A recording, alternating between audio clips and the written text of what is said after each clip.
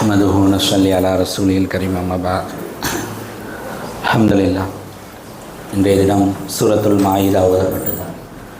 சூரத்துல் மாயிதா அப்படிங்கிற வார்த்தைக்கு தமிழ் அர்த்தம் உணவு விரிப்பு அப்படின்னு அர்த்தம்.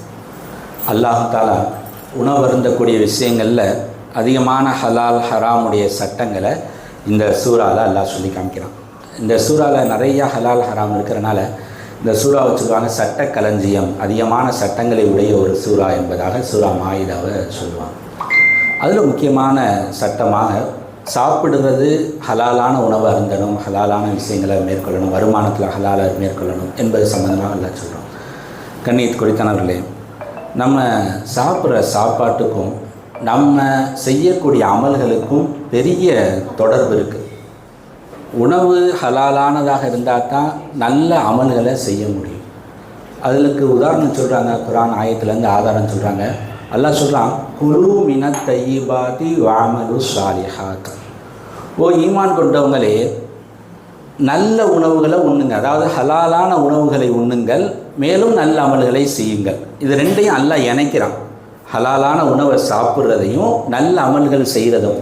ஆக நல்ல அமல் நம்ம செய்யணும் அப்படின்னா அதுக்கு முன்னாடி நாம் சாப்பிட்ற சாப்பாடு ஹலாலாக இருக்கணும்.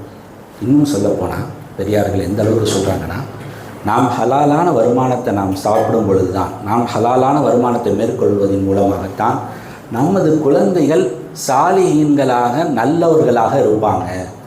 நம்மளுடைய வருமானம் ஹராமானதாக ஆணுச்சுன்னா நமது குழந்தைகள்கிட்ட இருக்கக்கூடிய சாலிஹியத் நல்ல குழந்தைகளாக, சிறந்த குழந்தைகளாக, நல்ல ஒழுக்கமுடைய குழந்தைகளாக வர்றதை பாதிக்கும் என்பதாக சொல்லி காமிக்கிறாங்க. அதுக்கு சில பெரியார்களுடைய சம்பவம் பார்க்குறோம். முபாரக் ரஹ்மத்துல்லாஹி அலைஹின்னு சொல்லி தாபீன்களில் ஒரு பெரிய முக்கியமானவர். அவங்க ஒரு கூலி வேலை செய்யக்கூடியவர்.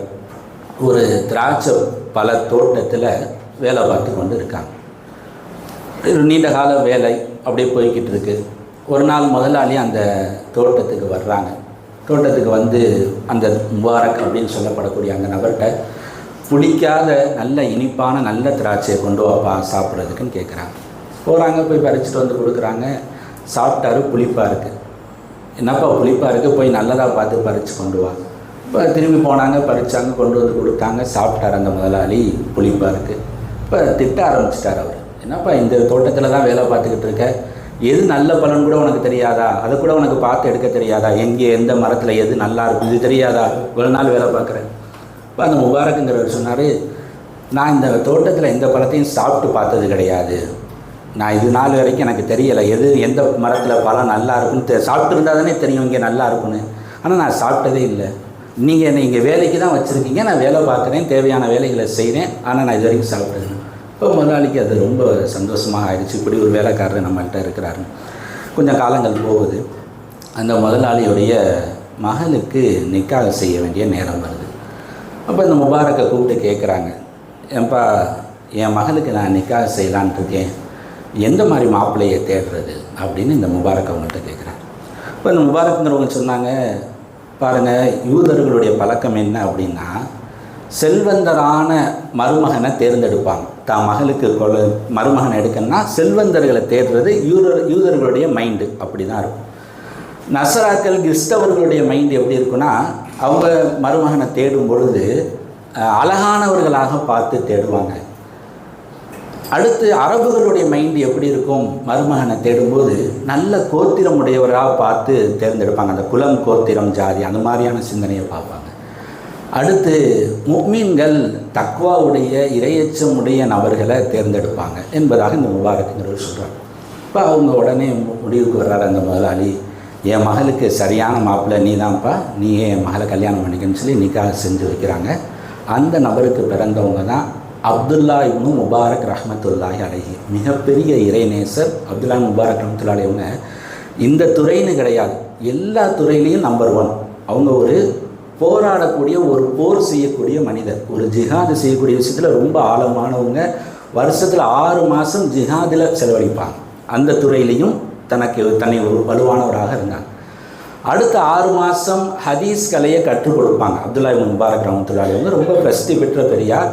ஹதீஸ் கலையை கற்றுக் கொடுப்பதில் செலவழிப்பாங்க. அவங்களுக்கு ஃபிக்குகளை பெரிய ஆர்வம் இருந்துச்சு, ஃபிக்குகளையும் ஒரு பெரிய இமாம், எல்லா விஷயத்துலையும் ஒரு சிறந்த நபர் உருவானாங்க அப்துல்லாங்கிறவர். காரணம் அந்த முபாரக்குன்னு சொல்லி அந்த திராட்சை பழ தோட்டத்தில் அந்த பேணுதலாக வாழ்ந்த ஒரு வேலைக்காரருடைய மகன். கண்ணியத்து கொடுத்தவங்களே, நம்ம சாப்பிட்ற சாப்பாடு நம்மளுடைய வருமானம் ஹலாலாக இருந்தால் தான் நமது பிள்ளைகள் சாலிஹீன்களாக வர முடியும். நம்ம வளர்த்துடலாம், படிக்க வச்சிடலாம், என்னென்னமோ செஞ்சிடலாம். நல்லவனாக ஆக்குறது நம்ம எதுவும் செய்ய முடியாது. ஒரு ஆளும் யாருக்கும் கேரண்டி கிடையாது. அவங்க நல்லவராக ஆகிறதுக்கு யாரும் ஒன்றும் செய்ய முடியாது. ஆக அதுக்கு வழி என்னென்னா நாம் அந்த குழந்தைகளுக்கு கொடுக்கக்கூடிய சாப்பாடு ஹலாலாக இருக்கணும்.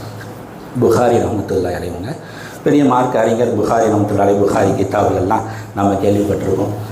அவங்களுடைய உண்மையான பேர் முஹம்மது இப்னு இஸ்மாயில். புகாரிங்கிறது அவங்களுடைய ஊர் பேர். ரஷ்யா பக்கத்தில் புகாரான்னு ஒரு பகுதி, அங்கே பிறந்தனால அவங்கள புகாரின்னு சொல்கிறோம்.